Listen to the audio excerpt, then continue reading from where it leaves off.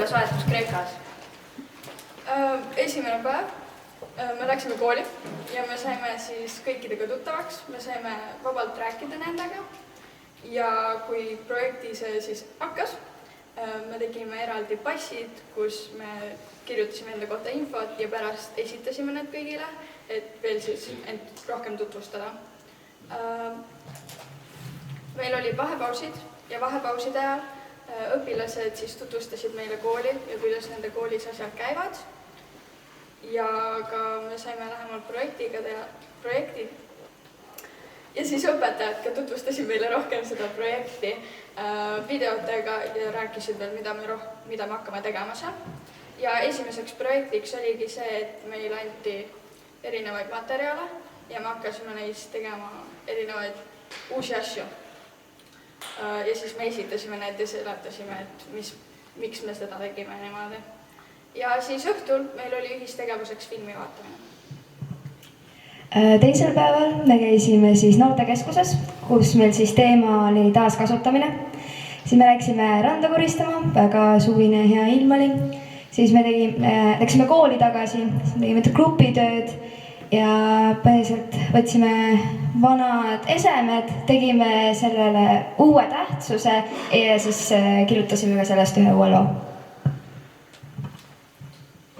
Kolmas päev siis töötuba, savist tehtud oliivipuu. Ehk siis me tegime savist igasuguseid joonistusi ja nikerdusi.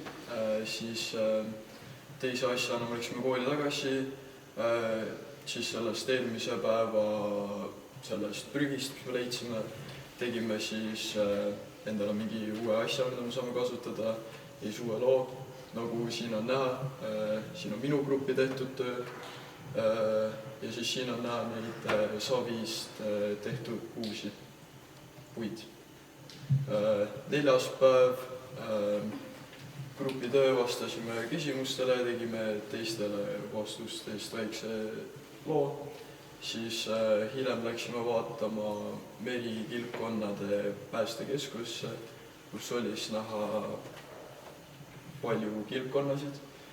Siis meile räägiti, kus nad päästeti, kus nad paiknevad, kus nad käivad pesitsemas ja siin on näha ka ühte kilpkonna, siin on näha veel väiksemaid kilpkonnasid, kes on siis ära päästetud, kas kuskilt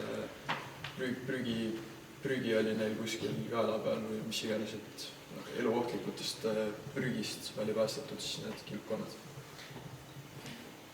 Siis oli meil projekti 5. päev ehk siis viimane päev ja halva ilma tõttu pidime me toas olema, aga kuna meie ei tahtnud toas olla, me tahtsime hoopis minna Akropolist külastama, mis on siis Ateena kohal asuvas kohas ja siit piltidelt on näha näiteks